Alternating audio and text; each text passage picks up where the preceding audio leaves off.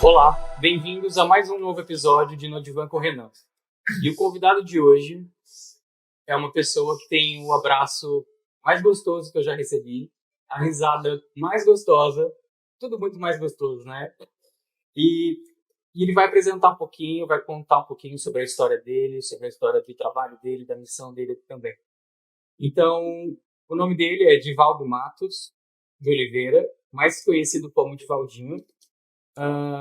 Ele fundou o grupo espírita Maria de Nazaré em 1982 e desde então promove cursos, ensinos doutrinários, evangelizações, palestras, passes e atividades assistenciais em Votuporanga. Então, bem-vindo, Divaldinho. É uma alegria enorme, Renan, estar aqui, junto dos amigos, aqueles que compõem também este trabalho, a assessoria toda, e os que nos irão ouvir ou que nos ouvem. Estes, o nosso abraço fraterno, o desejo de um dia magnífico, fantástico. Obrigado.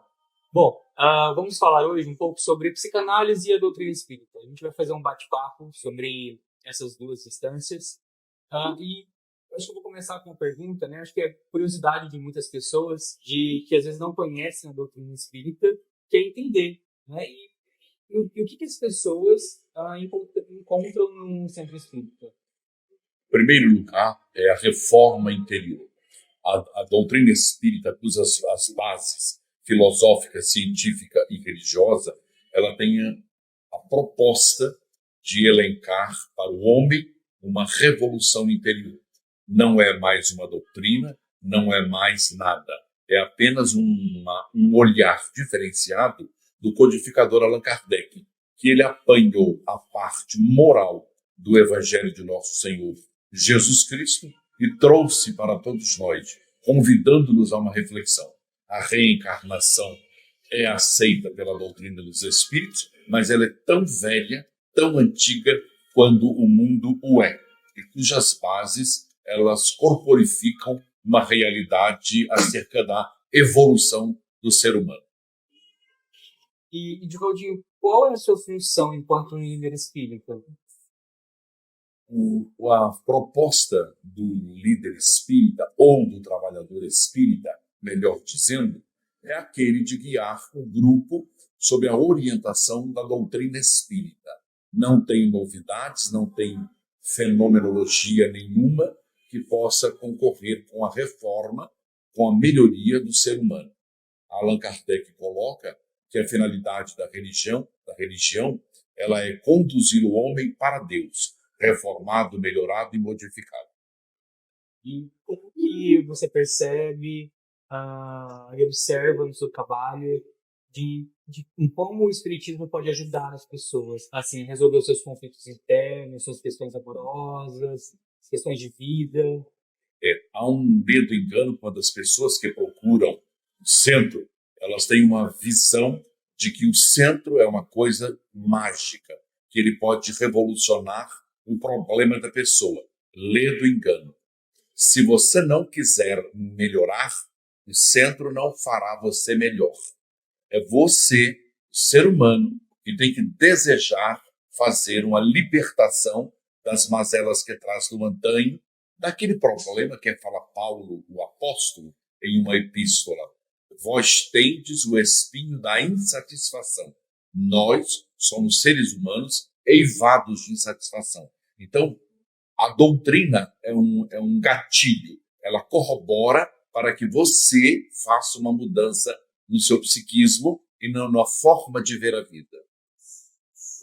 E geralmente as pessoas chegam até você procurando ajuda de alguma forma. E o que elas mais pedem? O que elas procuram? Na verdade, Renan, elas querem o miraculoso. O que o Divaldinho desse um passe de mágica e elas saíssem dali volitando. Não, é um ledo engano. Às vezes ela precisa primeiro olhar para si própria. Muitas vezes elas buscam o centro colocando a culpa em alguém, quando a culpa está nela mesma. Ela não se cuida, ela não se envolve, ela não se projeta, ela não tem anseios pela vida, ela não tem rumos direcionados para uma metodologia de vida.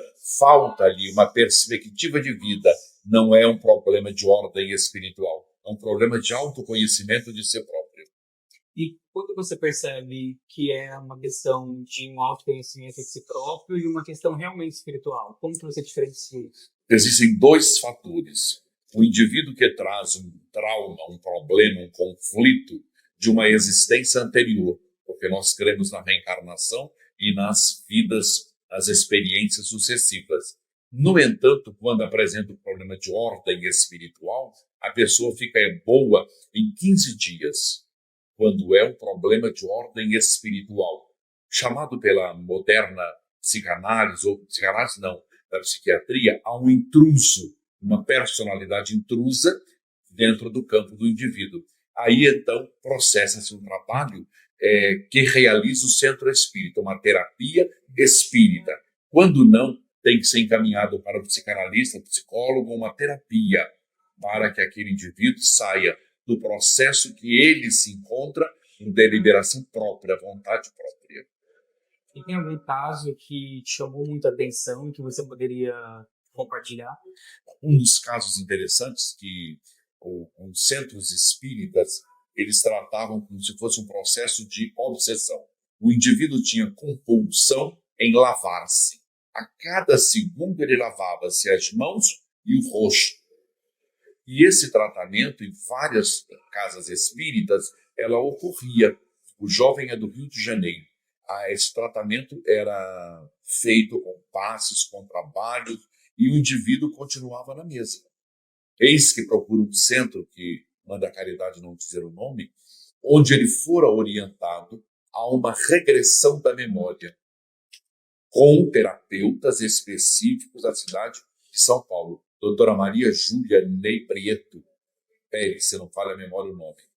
Ela levou o rapaz a uma regressão da memória, e aí os relatos depois obtidos. Uma guerra na Alemanha, o indivíduo, ao matar o outro, na compulsão e naquele momento de muita dor, ele mantinha atos libidinosos com o cadáver, e aí, quando renasce com nojo dele mesmo. Por isso a compulsão de lavar-se.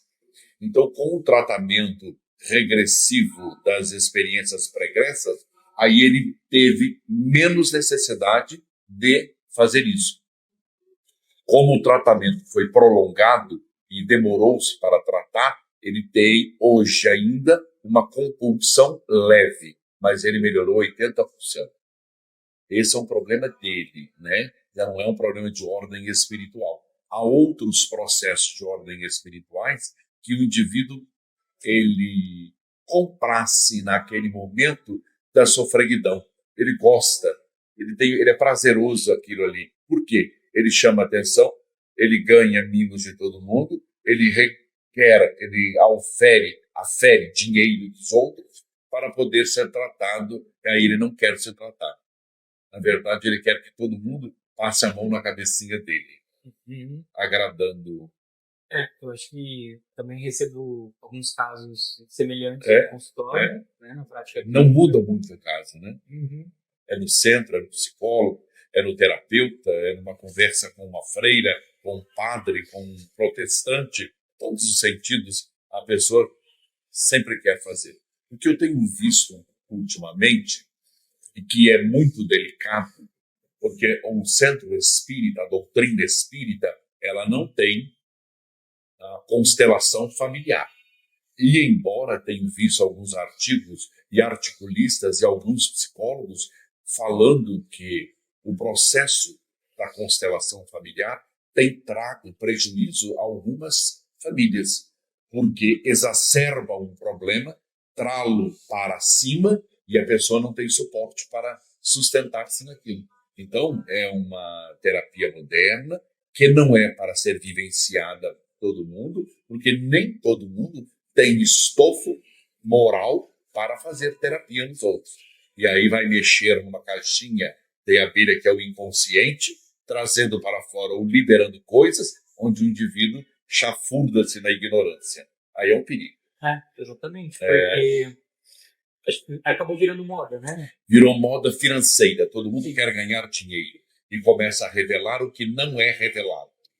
Porque na doutrina dos espíritos existe um fator que é a bênção do esquecimento do passado. Ora, se a bênção do esquecimento do passado é uma prerrogativa da lei de Deus para que eu, ao pegar um filho no colo, não tome de impacto em saber que ele matou-me numa experiência pregressa. O que me deve mover é que ele é meu filho e eu o tenho para amá-lo. E é isso que importa, eu vou amá-lo, seja ele quem for. Agora, se eu tomo de chofre e sei quem foi ele e que ele me fez, eu jogo a criança longe. E aí, quando você observa e percebe que essas pessoas estão e chegam até você com essa questão, o que você faz? Você diferencia quando é para tratar? Eu diferencio, mas para o indivíduo nada digo. Não. Você vai primeiro procurar um terapeuta, um problema de ordem psicológica, vai procurar um terapeuta, psicólogo, um psicanalista, uma terapia que você goste. E chegam algumas que eles mesmos dizem, eu digo, não serve. Você tem que procurar uma conversa, 1 hora. Você não pode pagar, você é católico, procura um padre, ele vai ter que te ouvir 1 hora por semana. Ah, mas ele não quer me ouvir. Procura outro padre. Você vai no espírita, não quer te ouvir, procura um outro. Mas alguém tem que ouvir você. Porque a rede social nossa, a rede pública, médica, nós não temos psicólogos. Nós não temos psiquiatras, falta em grande número tudo isso. Então, é uma demanda muito grande. O CAPS não dá para solucionar todos os problemas. Precisaria, mas, no entanto, não dão conta. A demanda é muito grande. Nós teríamos que ter uma média de 30 psiquiatras para atender Votuporanga. E você dirá quantos psicólogos também, né? Natural, psicólogo, teríamos que ter 80. Pois é. 80.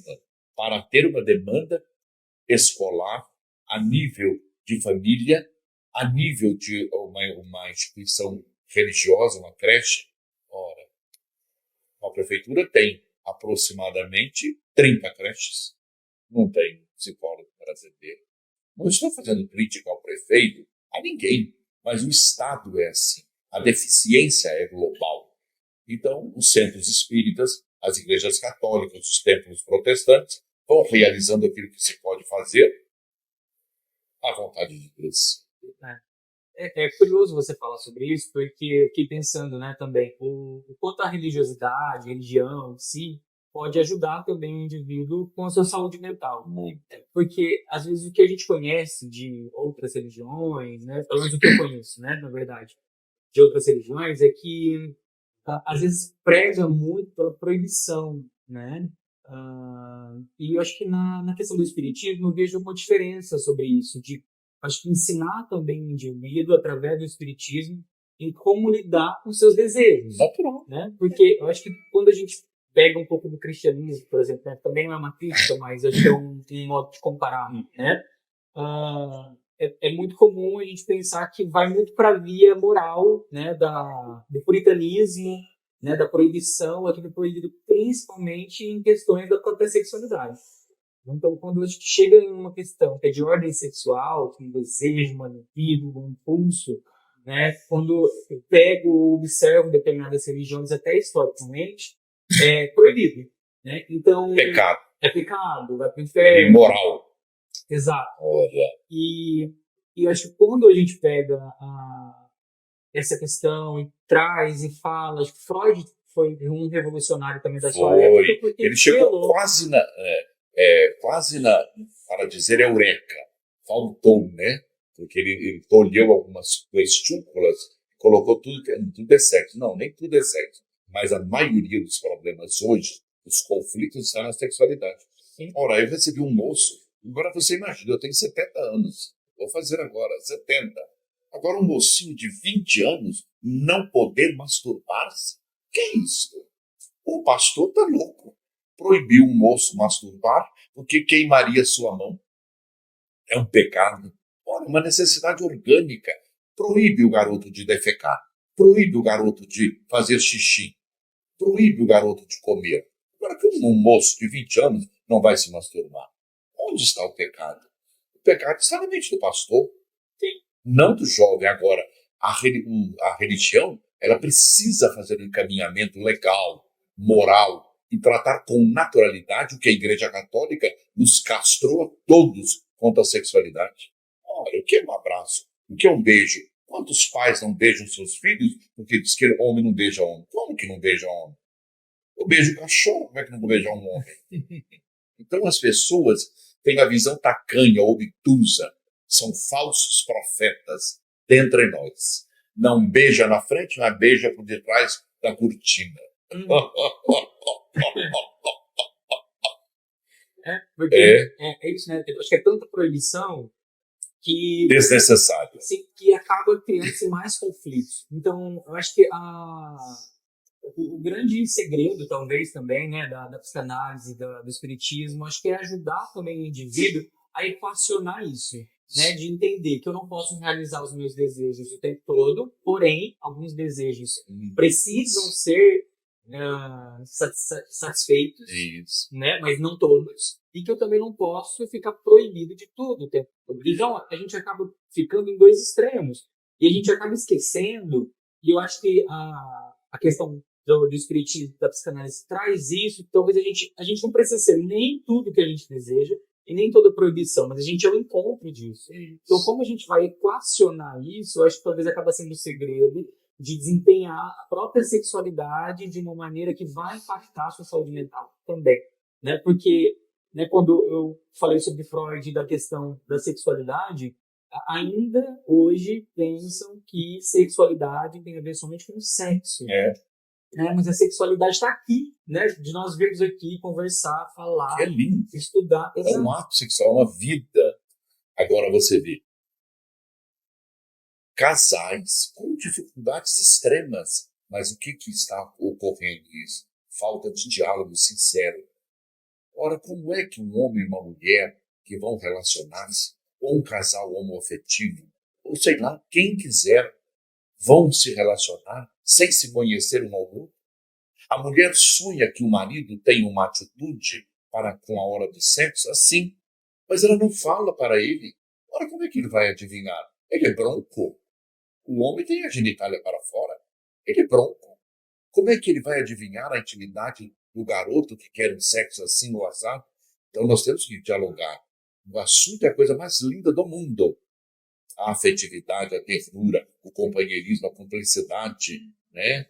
A vivência a dois. Agora, os seres humanos estão fadados dentro de uma postura que sexo é só isso? Não, não tem nada disso. Quem for fazer sexo à noite, ou à tarde, ou pela manhã, ou de madrugada, ele precisa ter um preâmbulo. Ele precisa iniciar o dia: olá, meu amor, como vai você? Querida, que saudade de você. Trazer-lhe uma flor, dar-lhe um mimo, dar-lhe uma beijoca, dar-lhe um aperto nas nádegas. Que é a coisa mais linda do mundo. Agora fica com grosseria, chega de noite, como um estúpido, quer fazer sexo. Ele é um animal. Agora, precisa ser educado. Então a mulher também não pode quedar-se a fechar a boca. Muito menos o homem. Tem que ter um diálogo na nossa sociedade. A falta do companheirismo, do diálogo, da afetividade, ela é escassa. As mulheres que me procuram, na verdade, é falta de um homem. Porque homem não basta ter pênis. Cachorro tem. Tem que ter envolvimento, tem que ter sensibilidade, tem que desenvolver isso. Hoje os homens estão muito melhores que no antanho. No antanho era a coisa mais complicada do mundo. Então a religião, ela não é só para fazer santos, ela não faz nenhum santo. Quem se faz santo é o próprio indivíduo, pela sua vivência, pela sua generosidade. Agora todo santo faz sexo. Você vê que como que é a história. Francisco de Assis, quando tinha tesão, a libido em alta, ele se jogava numa moita de espinho. Acha você que eu vou me jogar numa moita de espinho? Mas nunca na vida. Ele se jogava. Mas é porque ele tem implícito aquele Francisco do passado, né? Lá atrás, com o conceito religioso da época.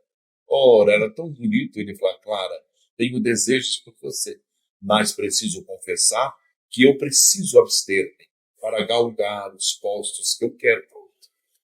Não é muito melhor? Sim. A sabedoria. Como é que você proíbe um jovem hoje de masturbar? Não tem cabimento.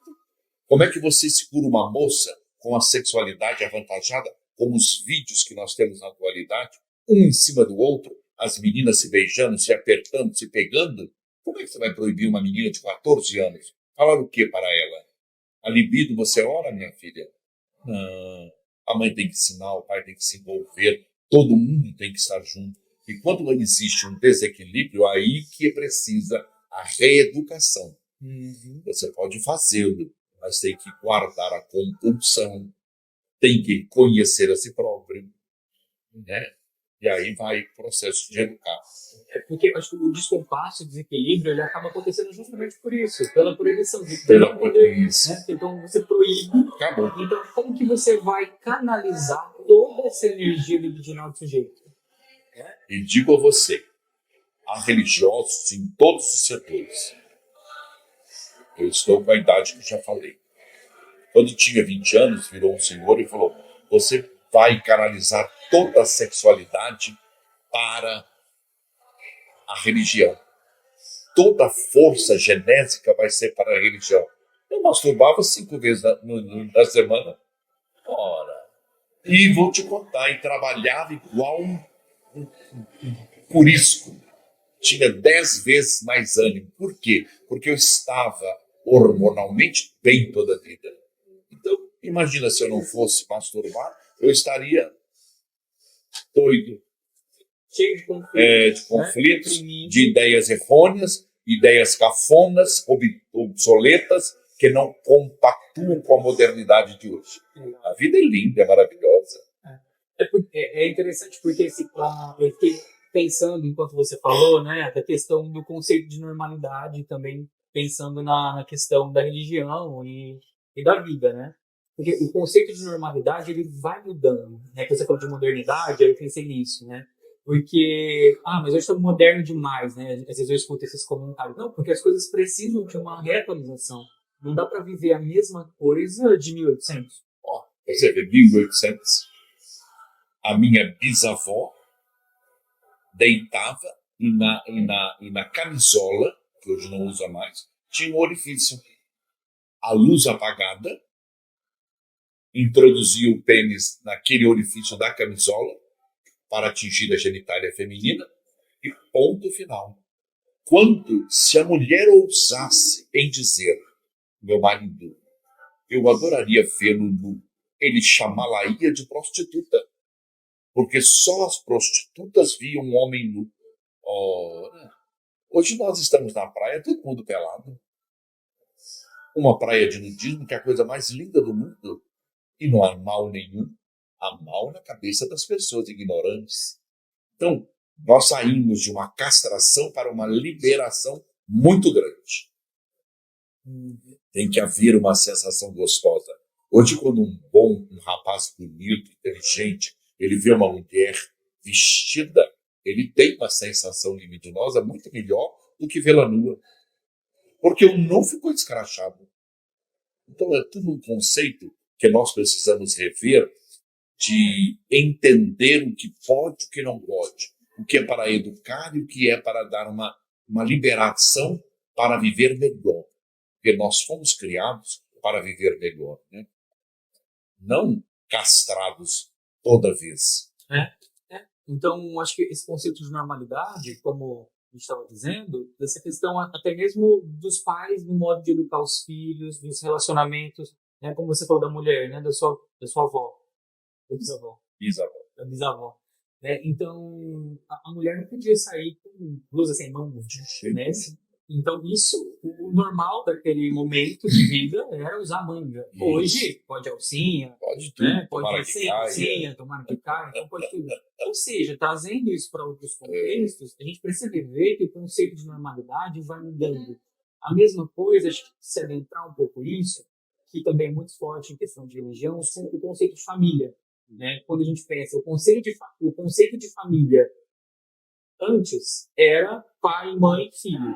Tem que ser assim. Né? Depois isso foi se reatualizando. Por quê? De entender que também é normal mãe, pai, sem, né? Homem e mulher sem filho, homem com homem, mulher com mulher, também é conceito de família. Né? Que família não é só mais daquele modelo. de que o pai senta na ponta da mesa, a mãe de um lado, o filho do outro, ele come a melhor parte e o que sobrou, o restante come. Isso não é mais normal, a gente olhando hoje para trás. Foi, exato. Por isso que o conceito de normalidade vai mudando. Né? E se a gente também não mudar com isso, a gente acaba ficando muito antiquado.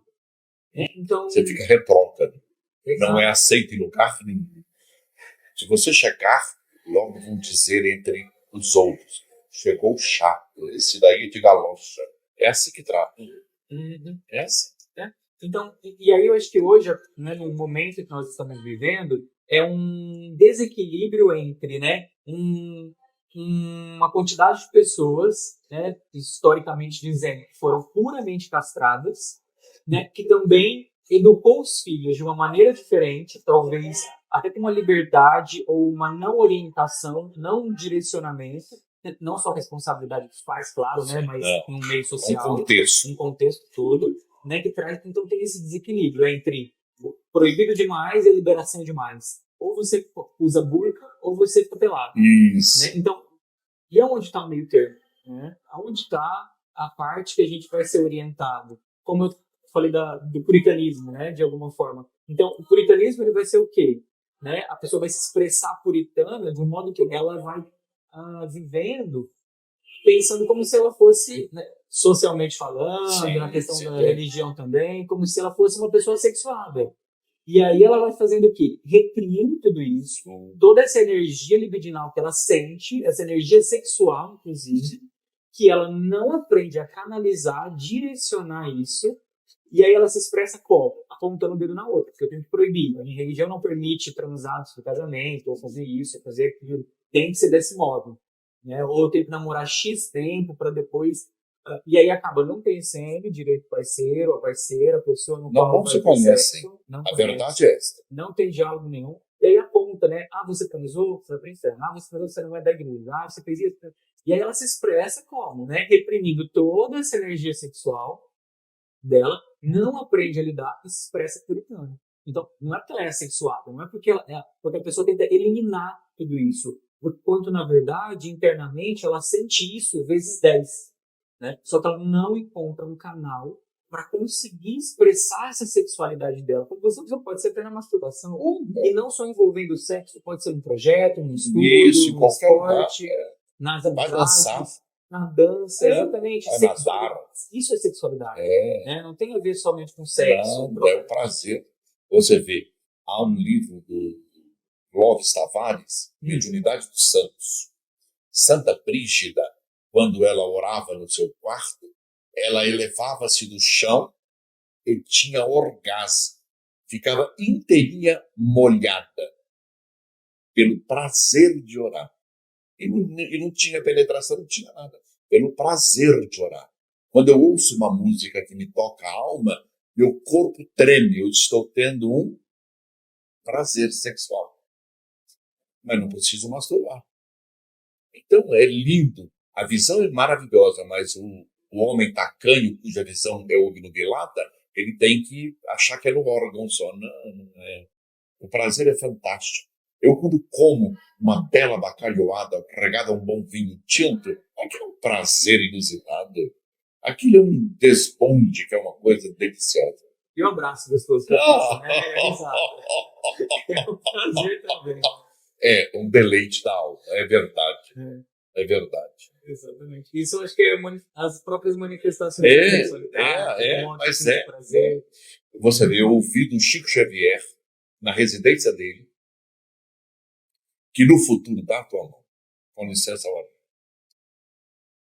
nós estamos fazendo sexo nos planos superiores da vida. Tocar a mão, acariciar o outro, é sexo em alto escalão. Quer dizer, uma coisa divina. Divina. Se nós vamos ver na atualidade, daqui uns anos, a mulher não vai dar à luz à criança mais. Serão máquinas, úteros, fora aparelhagem toda moderníssima, e já estão todos prontos quase para o futuro da gestação dos bebês, livrando a mulher da maternidade. A mulher acha que é uma coisa maravilhosa. Tem um sentido, mas não menos ainda é que ter uma criança sem ter essa coisa que é animalesca ainda.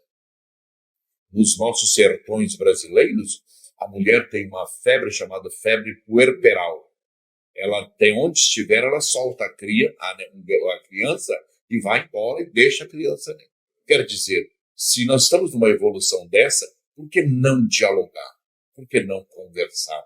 Por que não buscar uma terapia de um psicólogo, tratamento em família? Por que não falar dos problemas de ordem sexuais, que são os mais agravantes da história da humanidade? Tudo gira em torno disso.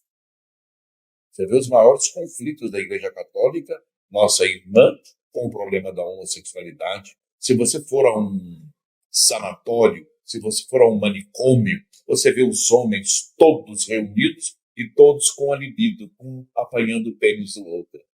Eles estão cercados. A libido é uma coisa natural. Se você for num asilo de idosas, você vai ver um monte de mulheres com a excitação.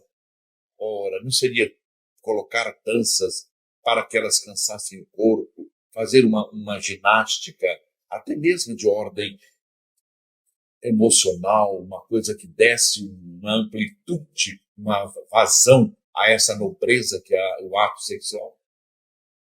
Está faltando isso em todo lugar. Pois é. Mas é assim. E pensando também, acho que nesse direcionamento, né, sobre a gente estava falando um pouquinho antes de conseguir dosar e equilibrar, né, também os nossos impulsos e o nosso não, né, moral, né, que acho que a gente vai aprendendo que é certo e errado muito mais pela moral, pela cultura, do que talvez pela questão da religião, né, pelas leis divinas, digamos assim. E a gente vai tendo essa noção, que é certo, que é errado e tudo mais. Então, acho que quando a gente pega a questão até mesmo fazendo as diferenças e as semelhanças entre psicanálise e o espiritismo, né, na questão de como a religião espírita e a psicanálise enxergam o aparelho psíquico, né? Então, Freud ele vai separar em 3 instâncias, né? Pegando a primeira e a segunda tópica, entre id, ego e superego na segunda tópica. E aí eu encontrei, né, um artigo interessante para poder compartilhar, que eu não sabia ainda na questão do espiritismo, né? A casa mental segundo Calderano. É de uma obra do André Luiz, belíssima. Isso, exatamente, do André Luiz. E ele vai, a semelhança entre a psicanálise, que eles distinguem aí em 3 instâncias, o aparelho psíquico, e o Calderano, no espiritismo também, né? Então, queria que você talvez falasse um pouquinho mais sobre isso. Vou sugerir a você, peço desculpa, nós estamos numa conversa. Se você pudesse ler a divisão que Calderano faz, para que o público tivesse na íntegra aquilo que é básico. Perfeito.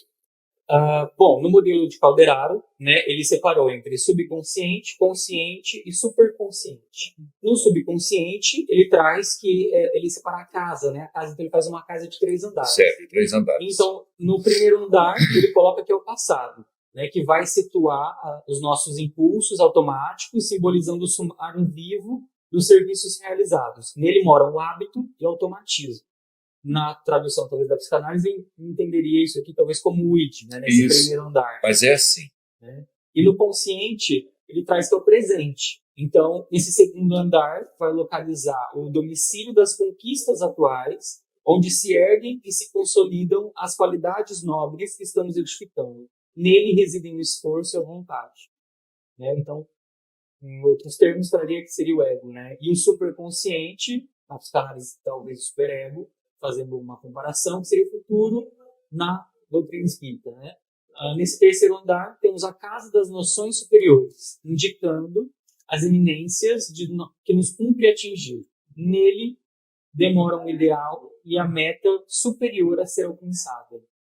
Né? Então, eu achei interessante quando ele vai trazendo essa semelhança do que o Espiritismo tem de ver também como funciona o processo mental, né, humano, como ele funciona o aparelho psíquico. Então, ele vai pegar, acho que muita coisa também sobre Freud. Eu até separei aqui que ele nos livros, ele recorre, acho que umas 5, 6 situações aqui, que ele vai pegando de Freud e vai construindo um modo de pensar, né, só que, claro, trazendo na religião, que tem também questões de reencarnação, questões do passado. O mais importante é saber o contributo de Freud à humanidade foi extraordinário. Ele não logrou devassar ainda o espírito, ele não logrou. Porque até então, se eu gosto de Pedro, por exemplo, que está ali, ele já traduz que isso é um processo libidinoso, porque, mas ele não conheceu o passado do indivíduo. O que leva aquele indivíduo a ter uma relação assim? Como é que ele pode sentir isto? Então, ele ficou bloqueado em determinadas facetas.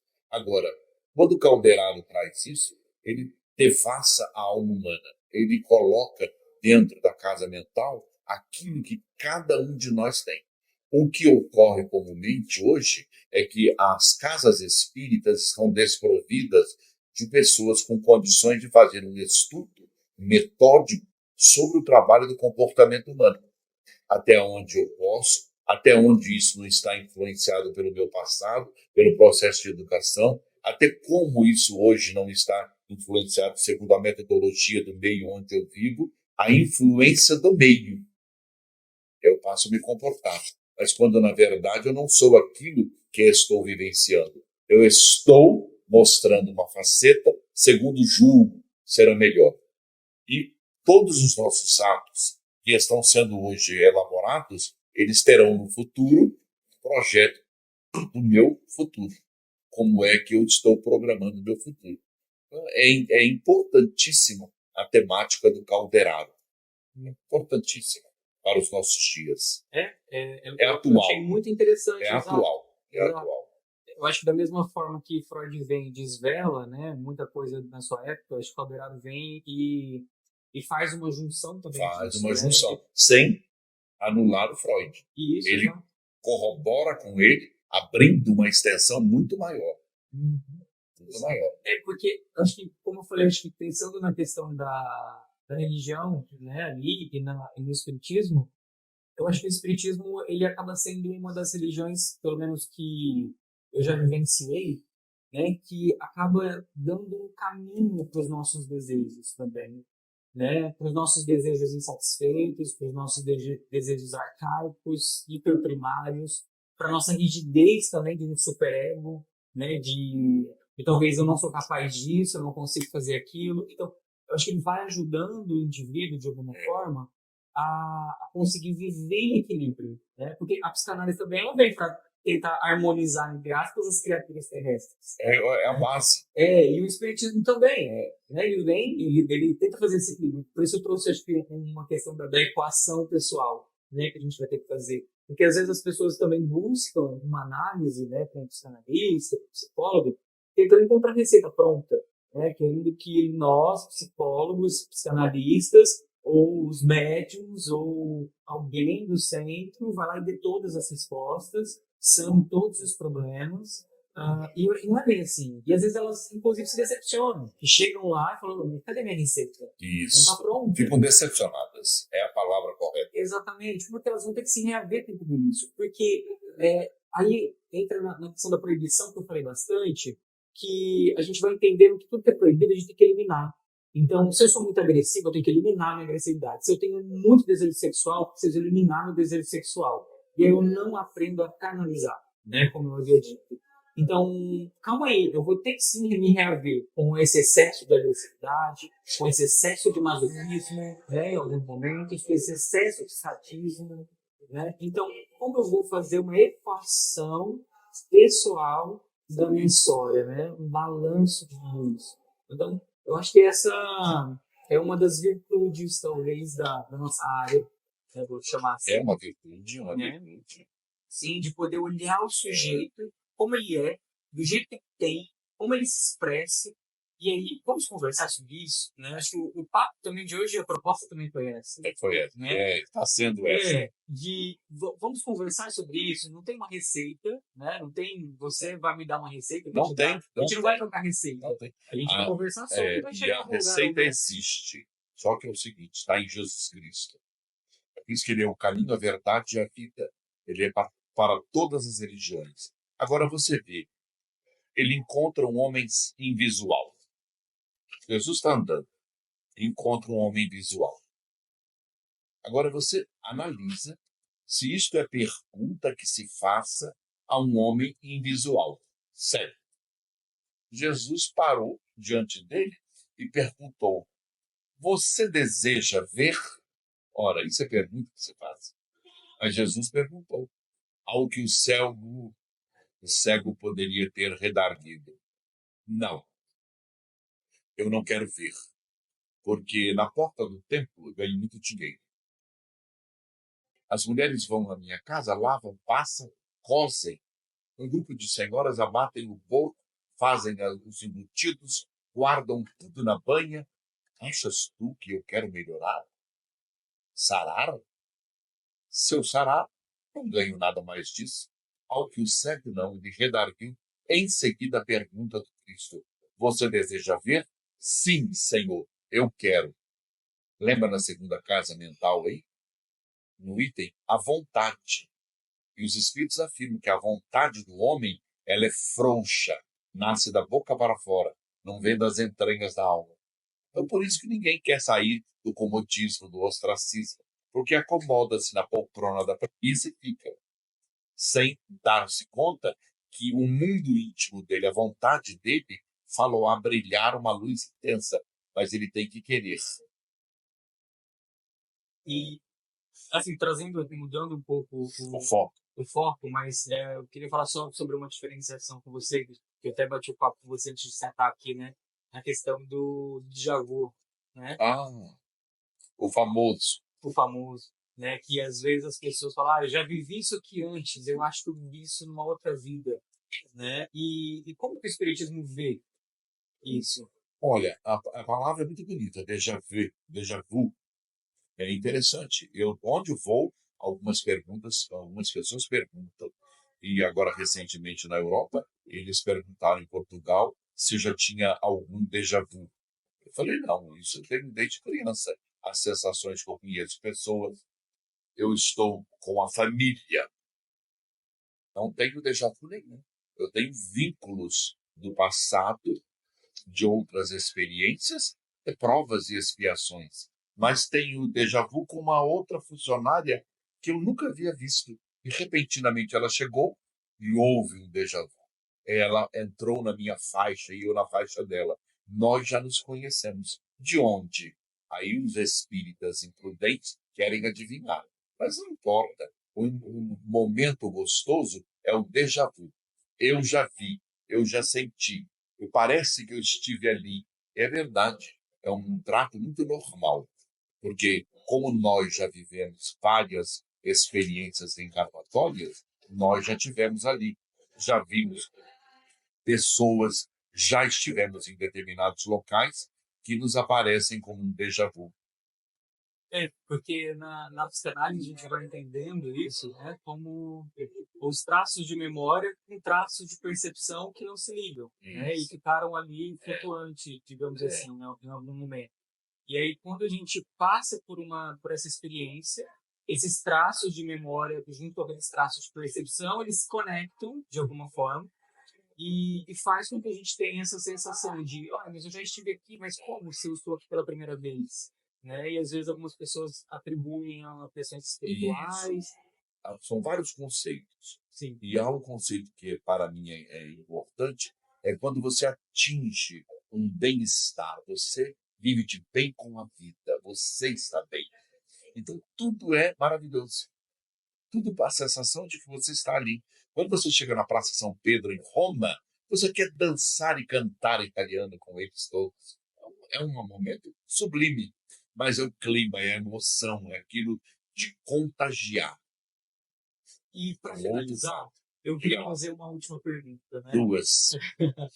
Pode ser que vá duas, viu? Como que você vê o cuidado com a saúde mental e como que isso você acha que pode afetar o lado espiritual das pessoas? Em primeiro lugar, o cuidado da saúde mental, ele é básico na vida, né? É básico. Se nós não aprendermos a nos educar mentalmente, se não fiarmos por uma porta que há de conduzir-nos a uma autenticidade, porque hoje nós usamos muito o verniz social. Nós temos que ser nós mesmos. Então, se você não for você mesmo, você passa a ter uma dificuldade enorme de relacionar-se, de viver. Passa a viver uma dupla personalidade, de montar, de esquematizar, e aí você não é feliz. Você não é você mesmo. Por exemplo, eu fui a um velório. Estou saindo, o anfitrião disse assim você não pode ir. Sapato vermelho, camisa vermelha não pode. Você vai a um velório. Disse, não no Brasil. Eu falei, mas por que eu não posso ir? Porque não. Isso é imoral. Então fez com que eu trocasse os sapatos, a camisa, colocasse um cinza. Mas a moral não estava naquilo. Ou a saúde minha mental, discernimento, estava naquilo, na roupa. Então você vê que as pessoas, elas mudam o posicionamento. E aí você vai se enfermando, porque você não é autêntico. Você não é você mesmo. Lógico que a autenticidade, você não vai sair como você gostaria estando numa praia de nudismo. Você tem que ter a percepção do bom senso, da análise, que você pode sair, mas não é assim aqui, no exato momento. A saúde mental, ela tem que ser tratada por todos nós como uma vivência natural do ser humano. Quando você coloca muitas pontuações, regras, normas, você fica cerceado e bitolado. Aí você tem a saúde mental obliterada. A visão fica turva, não dá. Não dá. A pessoa, ela não precisa chegar cantando em público no velório, mas ela pode chegar com a convicção de que ela está bem, dando alegria e conforto aos outros, sem começar a chorar, quando todo mundo chora. Então, é ter uma posição correta daquilo que você é. Quando você não usa mais seu bom senso, você adoece. Perfeito. Bom, você falou de duas Não sei se é perguntas. perfeito. É uma Acho análise. muito bem colocado. É uma análise. Muito bem colocado. Como você falou, até duas, eu vou fazer mais uma. Eu queria que você falasse um pouquinho mais sobre as suas questões assistenciais, o que você faz aqui em Votuporanga, como que as suas ações sociais ajudam a sociedade e a comunidade de alguma maneira. É uma obra social que atende a população do bairro onde eu estou. Há 42 anos eu fui para lá, pedindo um terreno a um amigo, ele deu 2 terrenos, para dar comida a quem tem fome. Porque pregar o evangelho de Nosso Senhor é muito bonito, mas não dar comida a quem tem fome, quando é dever de todos nós. Numa sociedade como a nossa, em Votuporanga, 100 mil habitantes, se alguém perecer de fome, de frio, ou de falta de atenção, ou de cuidados médicos, nós, a sociedade, responderemos por isso. Então, nós não fazemos nada mais do que o dever de todo cristão. É aquilo que está na prerrogativa máxima de nosso Senhor Jesus Cristo. Quando derdes de comida a um faminto, quando visitardes um enfermo, quando vestir um nu, quando irdes a um presídio, enfim, quando fizerdes a um destes pequeninos, é a mim que o fazeis. Façamos juntos a obra que pertence originariamente a cada um de nós. Bom, Claudinho, eu quero te agradecer por ter compartilhado a sua luz comigo e com quem mais nos assistir, né? Quem mais nos assistir. É sempre um prazer estar com você, é sempre muito gostoso te ouvir, estar na sua companhia, estar te ouvindo, te vendo. Eu acho que desde quando eu te conheci, eu sempre lembro de você e penso em você como essa luz. Por isso que eu falei, né? Obrigado por estar aqui compartilhando essa luz comigo e com quem mais você também possa compartilhar. Então, foi um prazer enorme ter você aqui e também participar da sua vida fora daqui. Então, eu quero te agradecer, muito obrigado. Eu que agradeço. Coração, querido. Eu que agradeço. Agradeço muito. E a luz, meus amigos, é do ambiente, que é maravilhosa. Não é a luz do Divaldi. Ele é gentil à beça. É um garoto e tanto. É o garoto papo firme que o Roberto falou. Um abraço, obrigado pela atenção. Obrigado. Eu que agradeço.